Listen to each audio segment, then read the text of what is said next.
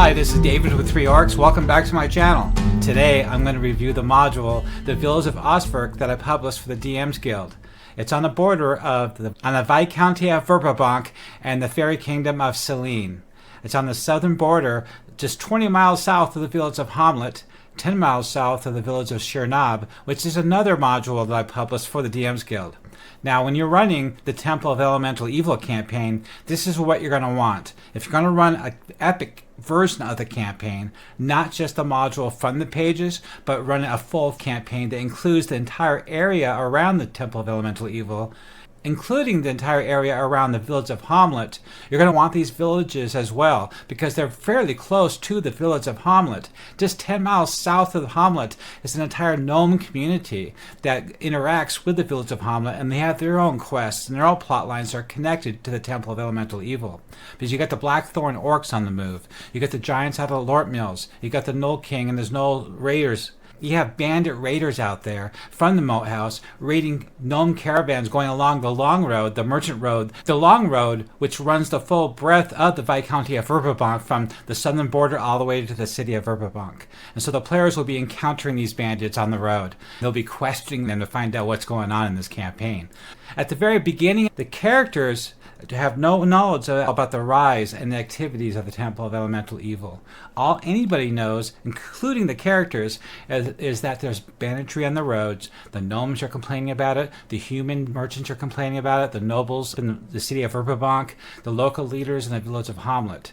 So the players are getting involved into this campaign because of the rise of banditry, and they're going to put a stop to it and find out who's behind it. When they're in the campaign area and tracking down these raids, usually all the clues in the village of Hamlet point the characters to the moat house where Lareth and his bandits are. And that's usually what leads them to Nold and then finally to the Temple of Elemental Evil. But there's other things going on in the area as well, not too far away. You can actually pull them in different directions. And a really good reason for doing this: they're too low level to tackle the Temple of Elemental Evil. They've got to be at least minimum 5th level just to go into that dungeon. And there's no way they're going to make that level just by doing the T1 module. You really can't finish the T1 module at first level. When you get to the lower levels and take on Larth, the fight is overwhelming. Every party I've ever ran in 40 years have all lost in that battle. They either got captured, killed outright, or ran back to the village of Hamlet to report to the authorities, to Bert and Rufus, of what's going on at the moat house. And then Larth makes decisions based on that, and he moves his bandits out of there. So they lose. So not only do the players not find that much information about what's going on in the bigger campaign, but they actually lose contact with Lareth, and he moves elsewhere. He's not just going to sit there wait for them to come back. So back to the main point of running this campaign, you should have the players do other things. That's why I created that module called Side Quest of Hamlet that's released on the DMsGuild. And there's over a dozen side quests in that module that you can run your players through to get them experience points, to get them to 2nd level at least before going into the moat house. Now, back in the 80s and 90s, I would have the party clear out the top level of the moat house and then do something else until they all get to 2nd or 3rd level. Then they go back and tackle the lower level. So that's what these side quests come in. You can actually look at Shirnob as a solution for that too, because Shirnob, the village 10 miles south of Hamlet, has their own quests. And there's a couple quests where they send a gnome up to the village of Hamlet looking for adventurers for help. And he pulls the characters in that direction. Then they get involved with the raids going on there. So it's a good way to expand this campaign to more than just the village of Hamlet. Also, to the 10 more miles to the south is the Village of Ostverk. The Village of Ostverk has its own quest line, its own side quest. It also has very important non-player characters and potential henchmen to hire. The player group can actually get heavily involved down in Ostverk as well, and then find themselves back going to the Village of Hamlet. So there's a lot of things going on in this campaign to make it a truly epic, open-ended sandbox type campaign. So today I'm going to review the Village of Ostverk PDF for sale on the DMsGuild. I have a previous video review of the Village of Ostverk, but that's for the online website version.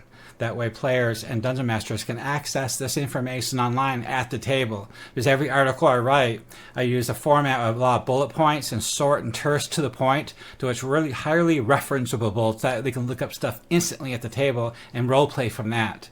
D&D had a huge impact on my life. I started playing in grade school after Star Wars came out in 1977, where I started a gaming club that led to D&D. At the time, I would be found in a classroom, keeping my head low, buried in a fantasy book. The D&D Blue Box set changed and consumed my life. Quickly after that, I bought the AD&D Player's Handbook by Gary Gygax, which had a massive influence on me. I highly recommend these books to read. Rise of the Dungeon Master, Gary Gygax and the Creation of D&D by David Kushner and Corinne Sadmi. This graphic novel is a quick read, and it is a brief glimpse into the life of Gary Gygax, the creation of D&D, the controversy, and the effects that the game had on pulp culture and many lives that it touched. The next book is Empire of Imagination, Gary Gygax and the Birth of Dungeons & Dragons by Michael Whitwer. I found that this biography is a series of fictional vignettes about events in Gary Gygax's life, loosely connected by nods at context, which is more of a inspired by true events story than an actual biography. And the last one is Of Dice and Men, the story of Dungeons & Dragons and the people who play it by David Ewalt. This was a fun read about the history of Dungeons & Dragons. The author injects that some scenes from one of his own D&D campaign, which I liked, but sometimes it strayed a little bit too far from the subject and covered a lot of other role-playing games. I was really happy to identify with a lot of the scenes in this book, and not just from playing the game. You can find my affiliate links down below. What I always tell people on my videos is I highly encourage players and dungeon masters to read the original material, the original articles, because it has a wealth of information, it's very well written, but it's a slog to get through and it's not very referenceable at the table. It's really hard to look up something exactly while role-playing. And that's where my website comes in. Every god, every holy symbol, every church organization, every leader, military, history, everything it has anything to do with the world of Greyhawk in this area is on that website. And it's highly linkable, so you can create amazing session reports. But the PDF is very valuable too because it's more terse and to the point, and it's not online. So you can take this PDF and put it on your tablet or a laptop and run it at the table without an internet connection. A lot of DMs use a PDF versus online web pages. They find that much easier for them. And that's why this PDF comes into play. Also, I cleaned up a lot of these articles for the PDF version to save space. So it's a really nice package with a lot of new artwork, a lot of maps, a lot of NPCs. So let's go ahead and take a look at the PDF and I'll show you what you'll be getting. Welcome back. So I'm down here and in my little window to your left is the front cover of the PDF for sale on the DMsGuild. This is the Village of Ostverk. It's a 3 Orcs DM supplement. You can also look at it as more of DM notes, information for the location. This is what I use when I run the game. I find it very useful at the table to have this in front of me on my tablet or laptop while running the game. If you scroll down past the splash screen, you'll see I do credit very important people that were in charge of Living Greyhawk and the author of the original Gift of Beauty module written for the Living Greyhawk. So thanks to the original Ostverk concept by the Verbobonc Triad, Cheryl Ruby, Ron Lundeen, and the Living Greyhawk module, The Gift of Beauty by Michael Breslin Sr. If you scroll past this, you get to the second page and there's a table of contents. I try to add as many links as possible. And this table of contents is linkable to all the other sections of this module. So you just click on it and it'll take you right there. I made sure that works. Past the table of contents is the map I created for this section of the Viscounty of Verbobonc. This map is more detailed, more zoomed in, because the players will be doing a lot in this section of the world. There'll be a lot of travel, a lot of encounters, a lot of things happening. So you do need a higher detailed map to be able to use the DM. And that's where that comes in. That orange line is the border of the Viscounty of Verbobonc. And below that is an actual map I created for the Village of Ostverk. Now, the mapping software I use is WonderDraft. I use a lot of custom artwork objects that I created myself, and I also pay a commercial subscription to a Patreon of Kirora and also Tom Carlos. I find their work is amazing. I like using all their artwork in all my maps. As you can see, this map is huge. It's 3500 by 3500 resolution. I made sure it was large enough resolution so you can print it up. I follow the Wizards of the Coast fan content policy when I create stuff like this, and I provide it on Patreon and my Discord channel. The 10 megabyte version file of this image is available for free for everybody. But I also offer higher resolution versions of this for my Patreon members. If you'd like to support me with projects like this for Greyhawk and the Temple of Elemental Evil campaign, you're more than welcome to come to my Patreon, become a member, and get more material there that's higher quality for my members. Also, we have a 3 Orcs Discord channel, and we talk about this stuff every day, all day long, as I work on this stuff for hours. And people put in their 2 cents. They actually provide content for the project, and we work together on it, asking questions and answering questions all day long, looking at artwork and making sure everything works well. Currently, we're working on Nob, the village outside the Temple of Elemental Evil. I have all the locations keyed already. I'm still working on the map, but questions still pop up. We discuss things about the map, the locations, and other things in the region. This is an ongoing project, and you're welcome to join us on our Discord channel to get involved and collaborate. Now, this map obviously is highly detailed. I can't zoom in on this PDF on this website, but as you can see, it's highly detailed. You can come to my Patreon and take a look at it yourself and zoom in if you want. Every bush, tree, and rock is highly detailed like you'd see in any video game. I try to make the map more organic flowing streams and roads and terrain. You might notice there are streams and a pond here on this map. Just to remind you, the Darlene map has rivers and lakes and roads on it. It only shows the largest geographic points on the map. That map does not show any minor roads or minor streams or small ponds. To get that level of detail in the past, they came with actual modules like the Village of Hamlet, where they added detail. That's what's so wonderful about Greyhawk modules back in the day. The modules themselves flushed out the campaign. Players that have no experience in Greyhawk would complain that Greyhawk doesn't have a lot of detail, that it just consists of broad brush strokes, which is a positive thing because it gives you enough material to run the campaign in. But the expectation was back in the day is the modules themselves flushed out certain local areas, like the Village of Hamlet and the U1, U2, U3 modules. Now, those are great examples of how it used to be done back in the day. So that way somebody could create an adventure and flush out that area for their modules. And that's what a lot of us used. I didn't have time to create our own stuff. Now, as you can see, I did that here. Ostverk didn't exist back then. Basically, this is from Living Greyhawk, which was run between 2000 and 2008. And there's only a brief paragraph description of this location about the Elven Fortress and the lore Delview, and that's about it. So I expanded it greatly with many locations, events, and non-player characters. Scrolling past the map here to the bottom, you can see that I also have another table of contents. This is the Ostverk local quest table of contents that's linkable to all the quests in this PDF. You just click on one of these, it'll take you right there. I did provide quite a few quests for this location to use in your campaign, but we'll get to that in a little bit. The first page is the overview of Ostverk. I go over the details of its history, its political figures, notable locations, the demographics. There's 350 people here. The history of Ostverk. It's all outlined here so you can roleplay this well. The next page is more about the geography, the society and culture, the government and politics, the Viscount's influence, what's been happening lately. The religion. The old faith dominates the spiritual life of Ostverk, and the prominent deity is Biori. The social structure is craftsmen and artisans, farmers and laborers. The top of it on the right is more about the defense and the military. One is at Caer Ostverk, the Elven Fortress, which overlooks the village and serves as a military outpost and symbol of Selene's presence, because this guards the border. Selene has closed the border.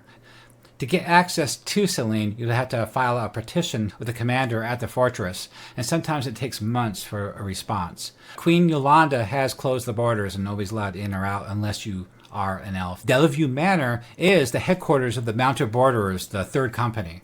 Unfortunately, Count Wilfric has pulled back the Mounted Borderers from the Cron Hills, from patrolling the hills, protecting the merchant caravans. And that's where all this political tension is happening lately, besides the banditry on the rise. A lot of things are happening right now, and Viscount's is one of the problems.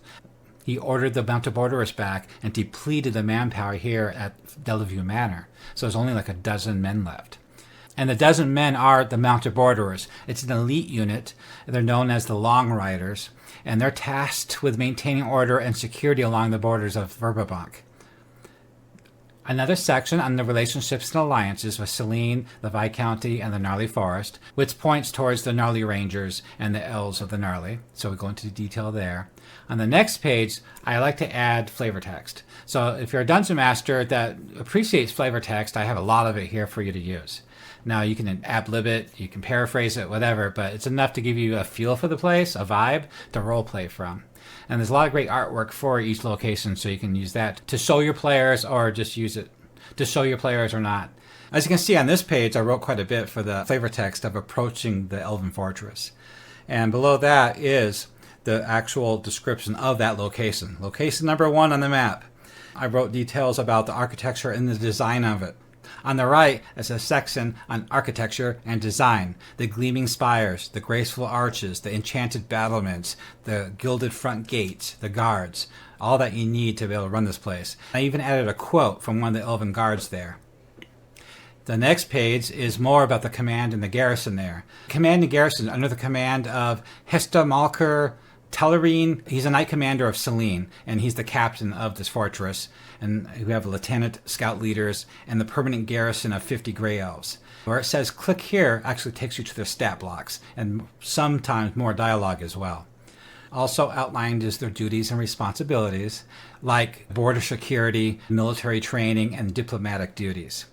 The politics and relationships section talks about Queen Yolanda of Selene and the Walgraf Corbin Delevue, Lord Delevue of the Mounted Borderers, and he's the Viscounty of Verbobonc. While primarily focused on the defense of Selene, Care Ostverk also plays a role in the broader politics, which we'll go into later. Now location number 2, Delevue Manor. So is a description of what this location is, followed by flavor text of approaching it and what the place looks like as the players approach. Below that is describing about the travel there. There's a gnome-built stone bridge on the way there, which is on the map, and first impressions of the place or the image of the place. And the next page describes the features of the main manor house, stables, courtyard, and new construction being built right now. They're gearing up for something. The entire section outlined the history of the manor, so that can be useful for a lot of DMs that want to role play, talking to people there, and then they might bring this up. At the bottom of the page is a quote from Captain Carraio. He states that Lord Delevue understands the delicate dance of power and peace. His leadership isn't just about orders and obedience, it's about vision, a vision that sees beyond today's calm to tomorrow's storm. So I like to add things like that to bring the campaign to life. On the right-hand side, it's more about the politics and the regional influence here, their strategic military command, diplomatic relations, all that's important because it's leading up to something. All the stuff is leading up to this quest called the Gift of Beauty, and all the stuff is important when it comes to running that quest.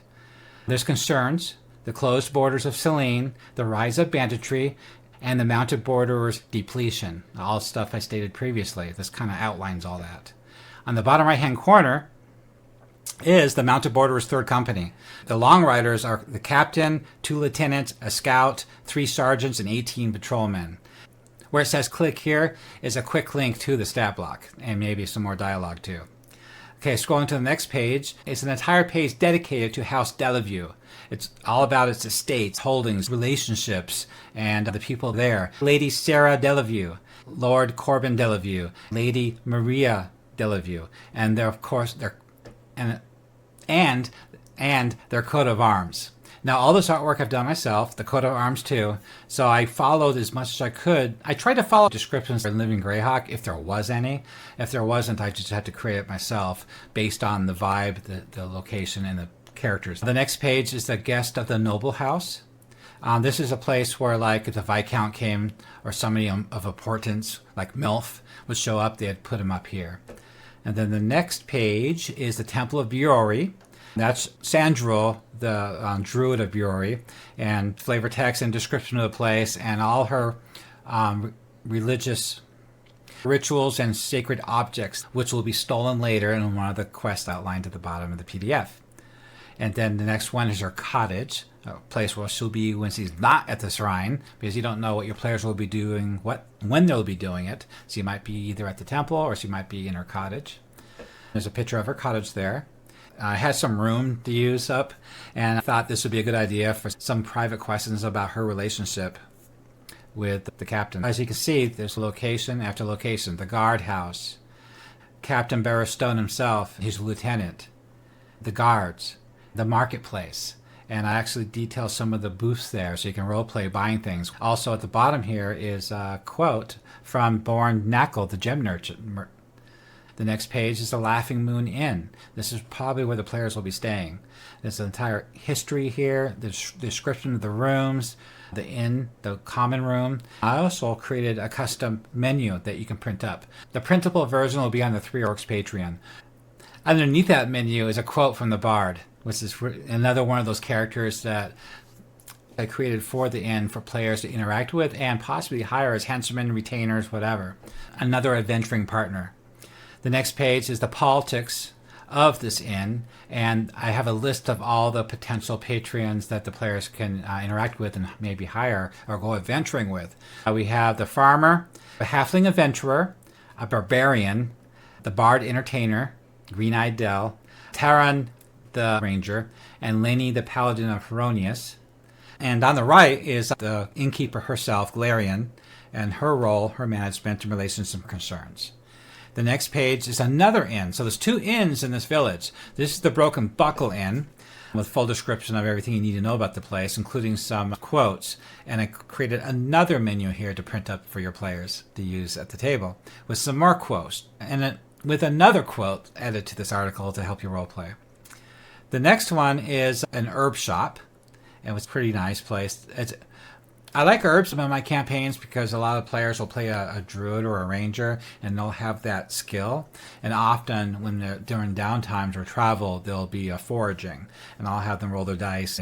They might find some herbs, sometimes rare, invaluable. A place to sell valuable herbs, if you're not going to use it, is like a herbalism shop, and they'll buy it from you.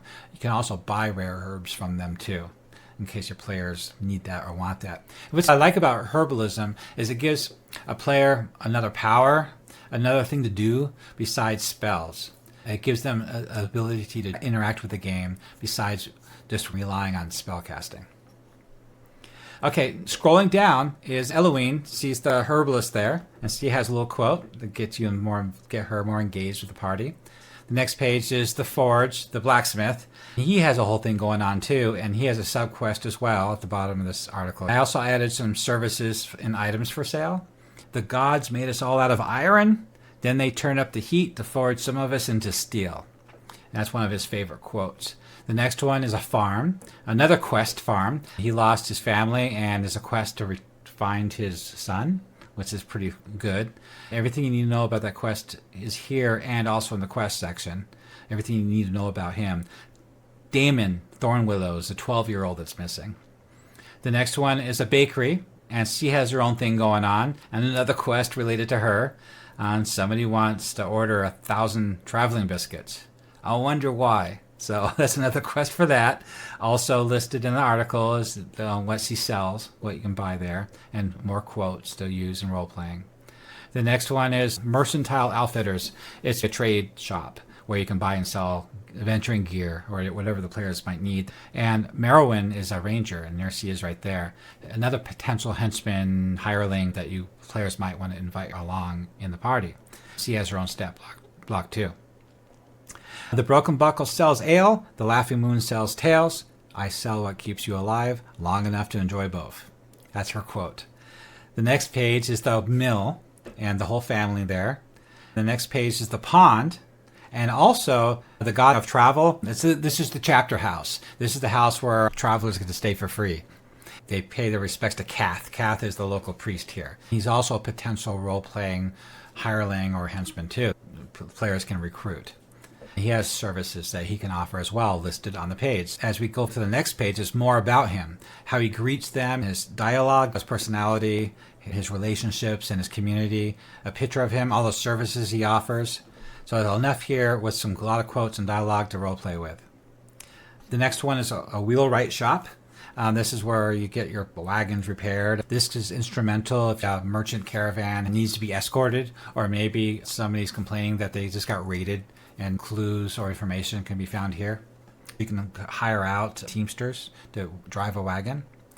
The next one is another farm of things that are happening here. The daughter here has a booth at the local market. Then we have Gemhome. Gemhome, Clan Knackle, is a clan I invented because now there's 4 clans in the Greenway Valley in Tolver. Clan Tolver is in charge. They're the leaders. Now, Clan Keeleen is in Tolver and in Sheernab, and that's part of the Living Greyhawk modules. Nobody ever created a clan for Gemhome or for Ostverk because the description for Ostverk was that there is a community of 50 gnomes here, but they never named a clan. And there's no mention of that at all. And as we know, based on other material, there's got to be a clan. And it didn't make sense for me to think that maybe they're a clan part of that maybe this community is part of a clan from Greenway Valley. It must be a clan. So I created my own clan from scratch called Clan Knackle. And the leader is Dimble Knackle. And he's the clan leader for the whole family. So on this page, a full description of the clan and the moot house. Now, on the right-hand side is the description of all the characters of the clan. You got Dimble, you got Bala, Captain Borlo Knackle. I created a sigil, a coat of arms for Clan Knackle, and inside what it looks like in the moot hall. Below that is the meeting hall. It talks about that. And the silent sentinels, they're the guards. They're kind of like fighter magic users. I fully described them with their magical wards, illusionary fogs, and gemstone wards. The current political climate and alliances are all outlined here. The next page is a bunch of warrens. From here on out, there's a bunch of gnome families. This family is dedicated to gem crafting.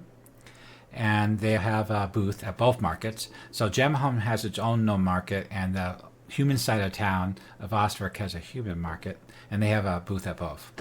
The next page is a priest. These are the clerics, the priest of Gemhome. The whole family goes back generations. Right now the high cleric is Brynlor, and Myrna is the keeper.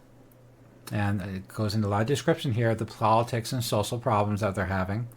The next page is the Shrine of the Golden Gem. Now this is more of an outdoor shrine, and it's dedicated to Lords of the Golden Hills. This organization is a faith that worships the entire gnome pantheon, and they call it Lords of the Golden Hills, and that's what the shrine is dedicated to. This shrine does serve as a spiritual nexus, not only for the worship of Wanderer, but also the entire gnome pantheon. We got Gardel, Tyla, and Eldon, and also the rituals are on the left side that describe what those rituals do. So that way you could role play that and add that to the campaign if the players come across it, with some dialogue too. The next one is a sheep. These are herders, sheep herders. Scrolling down to the bottom, some good artwork, dialogue, descriptions, and a list of all the non-player characters in this family and their roles and personalities. The next page is another Warren family, and they're fishermen. You'll see a lot of their family members along those little streams throughout the Gemhome area. They're fishing. That's why I put docks, tiny waterfalls, ponds. And you'll find these family members in there in the daytime. On the right-hand side is the description of the family, of their backgrounds and their personalities, and some quotes. Also at the bottom, list their market operations. They have a fish cart that you'll find at the market, a good way to get introduced to them. I don't have a quest tied to them directly, but any Dungeon Master could do that if they wanted to. The next page is the actual inn in Gemhome. So Gemhome isn't just a bunch of burrows. It's 80% of it is burrows, but there's a number of topside buildings too to service other races that come, mostly human and elf. So they actually do have an inn that will service humans and elves. And it's small. They'll have to duck their heads, but it's just large enough for them to be able to stay there. And they have a lot of artwork for this place, including another menu. I'm good at making menus. There's a full description of all the rooms, cellars, and the different drinks they have and food, and you can print that menu up and hand it out to your players too. The next page is the Market Meadow of Gemhome. Now, if you look at this map along with this video, you'll see, if you zoom in, these ring of small buildings, these small cottages around the center of this meadow. I put letters on top of them, so I labeled them by letter. A is Pebble Pop Potions and Brews, and I detailed him on the left side. That's him. B is Tinker Clockworks and Gadgets. C is Glemglow Jewelry. If you go to the next page, is another image of the Market Meadow. A D, an apothecary. E, a smithy. F is textiles, wool and cloth. G is Glimmerstone Maps and Books. Wooden Crafts. Sweets and Treats. J is the general store. Another thing to consider, if you have a gnome in your party, when you created him and gave him a background, even a brief one, and he's got to come from somewhere, and that's where this campaign project shines, because it can give you a place for these characters to come from. That way they can add that into the role-playing. The places that gnomes can come from in this campaign would be from Greenway Valley, Sheer Knob, or here.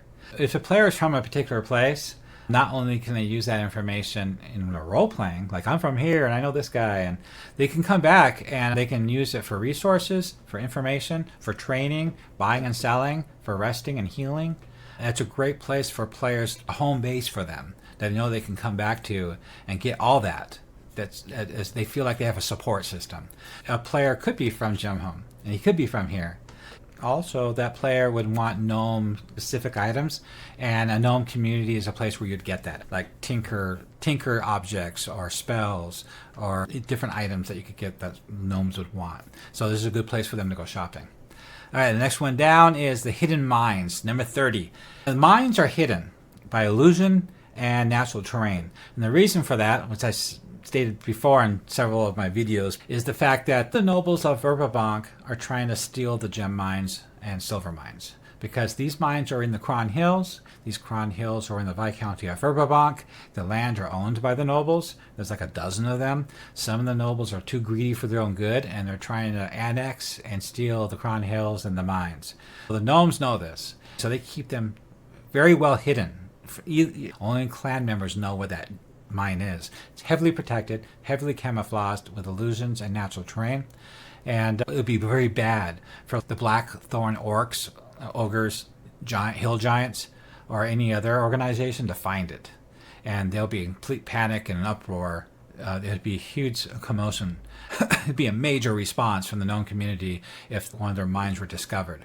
That's one of the quests I have outlined in this PDF. In my previous video, my other PDF for sale in the DMsGuild of Sheer Knob, there is an actual quest where the Blackthorn Orcs do find their mine. In the other PDF module I have for sale on the DMsGuild called the Village of Sheer Knob, there's a mine there too. And in one of the side quests, the Blackthorn Orcs do find that mine. And they're about to get closer and closer and about to find it and attack it. The gnomes, being overpowered by this massive warband, go to the players for aid. That's one of the side quests there. That could happen here too.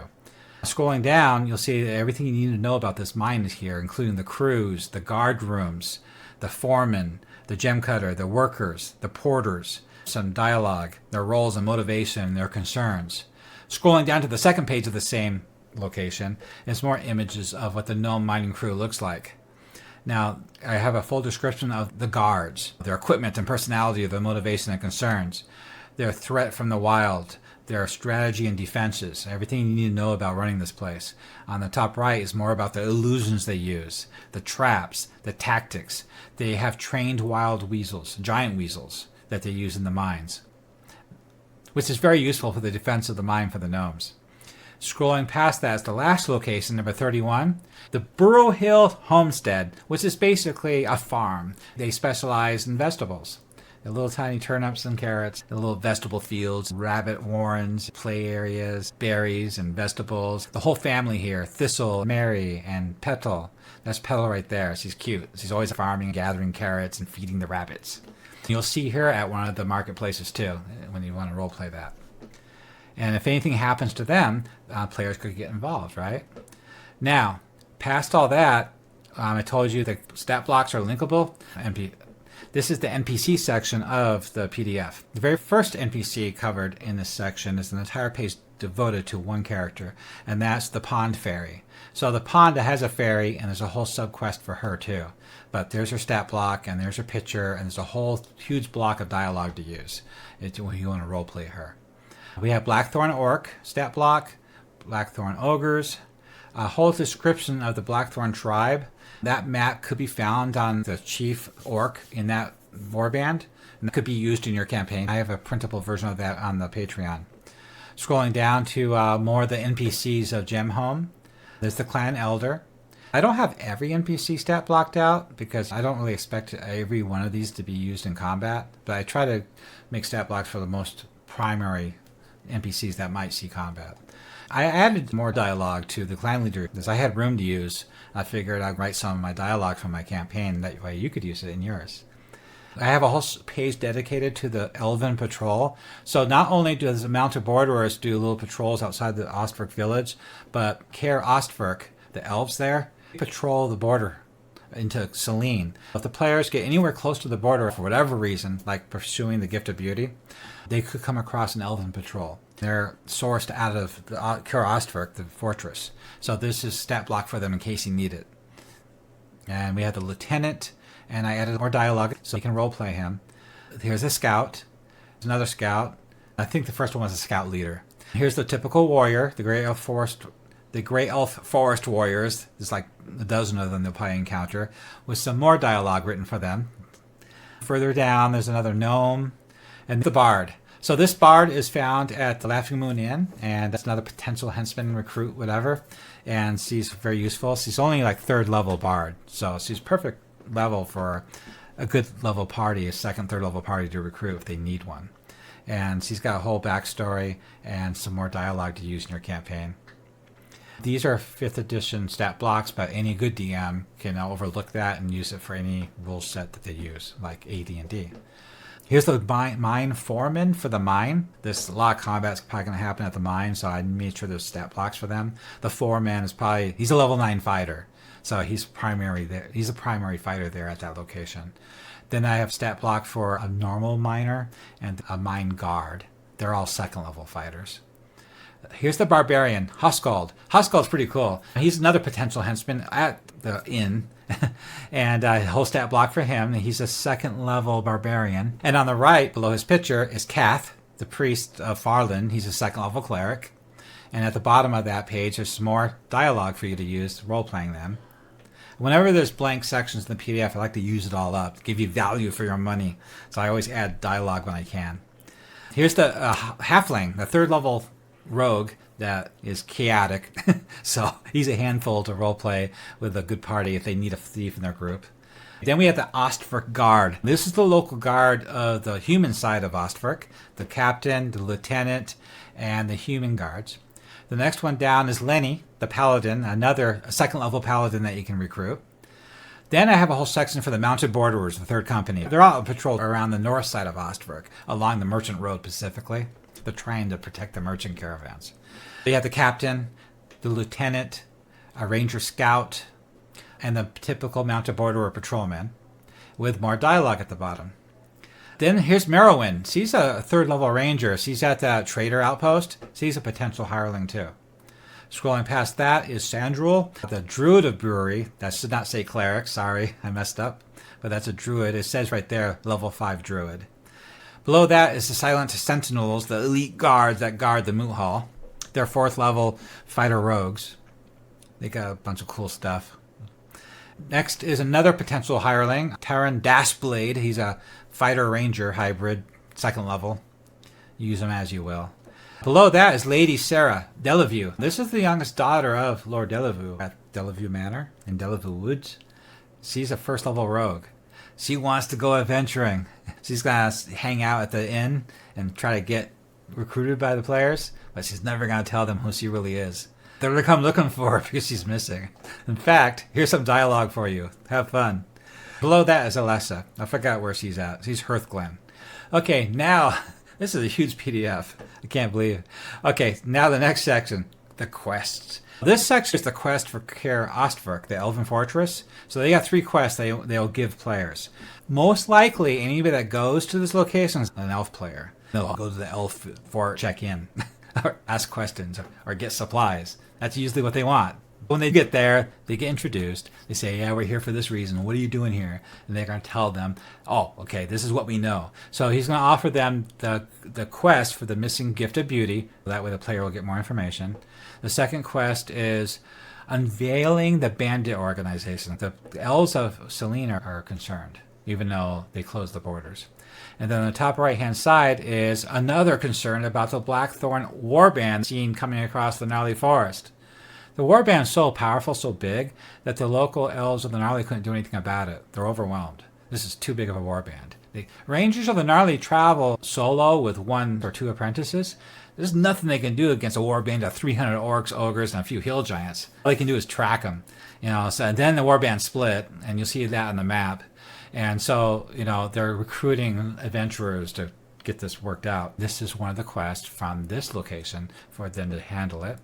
I have some artwork for that. The next page is dedicated to all the quests for Lord Delavue. The first one is the missing gift of beauty, which would probably be given to any human or half-elves in the party, or anybody like that. And he'll be looking for them to figure this out. And the second quest is, again, to track down what's behind the bandits lately on the merchant roads. And the third quest is a Blackthorn Warband again. Both locations have the same concerns. The elves are more focused on getting elven player help, and the Lord Delavue is trying to get help from the humans and the half-elves of the group. The next page is the quest for the Temple of Biori. This temple gets raided in the middle of the night by Blackthorns. They burn it to the ground and steal the crucible of Biori. And so the players are recruited to go after it. And I got it all laid out. It's a big, huge quest, 3 parts. Part 1 is to investigate, Part 2 is to track the orcs, and Part 3 is to assault on the ruins. The ruins of the Hateful Wars is an old ruined fort. And approaching the ruins, the key features, confronting the orcs, it's all laid out here. The next page of the same quest, the final battle with the orc leader, their strategy, the aftermath, what happens, the treasure and spoils. On the right-hand side is a map they find on the orc, including some unique loot. And the top right-hand side is the Warlord's Great Axe, Biori's Blessing Pendant, the Trophy Necklace. So that's a big quest there that will definitely get players to go up a level. Scrolling past that is a quest for the blacksmith, and his daughter's missing. He's got a whole quest line. She's captured by the same Blackthorn orcs at the war camp. You can find her as a prisoner there and return her for a big reward. There's a whole bunch of dialogue, information, and things that are happening. The next quest is the farm quest. This farm quest at the very bottom, I added the map to the fort you can use in your game. I have it posted on my Patreon so you can print it up or get a higher resolution version of it. You can use it for your VTT online game too. Scrolling past that is the mystery of the Elisa's Bakery. This mysterious figure wants 1,000 travel biscuits, and that's what this is all about. So there's a part 1, a 2, a 3, the challenges, the encounters, the rewards, the rumors. There's a lot going on here. Another quest for on the pond. The pond fairy's got a problem. The Blackthorn shaman with the Blackthorn chief, they sneak over at night to that pond and poisoning it with their dark rituals. And she's really upset, and she wants to put a stop to it. So there's this whole part 1, part 2, part 3 thing going on to call for help to put an end to this. This is all linked together, obviously. It's all those Blackthorn orcs are always up to no good. Something has to be done about them. Now, the final quest, the big one. You thought those other ones were big? Now look at this one. This is the Lurking Shadows. The gnomes have been invaded. They dug too deep. Kind of like the Mines of Moria. Look what came out. So they're going to need some help. Players were recruited. They'll probably blindfold the players to get them into the mine and then be escorted by gnome scouts deep into the 3rd level to eliminate that threat. And there's a lot of treasure down there, a lot going on. There's a lot of dialogue, a lot of rewards. The next page about his lair, the key NPCs, adventure hooks, the conclusion, adventure rewards. 2,000 experience points per party member if you can complete this whole thing. I also added artwork of what it looks like down there to fight this thing. This is where you're going to fight it right there. This Underdark pond. And who knows where that pond leads to. You can go further into the campaign if you want. To the drow. It's up to you. And that ends this campaign module for... What do you think of this module? Do you think it's worth the value that this brings to your campaign? What are you planning to do with it? Are you planning to expand it even further with those plots and quests to continue onwards further away from the Temple of Elemental Evil? Or you want to tie it back into Nolb and lead the parties back to complete the Temple of Elemental Evil?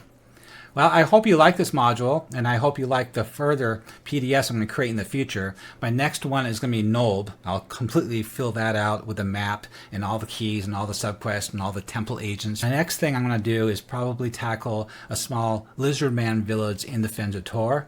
And as I was writing that today, I just realized there's these frog creatures there too that they're dealing with. So I might have to create another small village of them too. So I'm constantly working on this stuff. A lot of bandit gangs, a lot of piracy gangs on the rivers. If you can come on our Discord channel, we talk about this every day, and we continue to work on this and expand it. My intention in the future is to keep expanding into the Gnarly Forest, complete all those small villages in the Gnarly, and then continue into the Wild Coast and include the slavers and the slaver trade dealing with the Temple of Elemental Evil. Did you enjoy video? consider tossing support on my Patreon. It's best way to support orcs. If you would like to see more content, subscribe and post comments below. It better not be bad. I hope you liked this video, and I hope your campaign turns out as much fun as mine has with my players. May your dice ever roll true.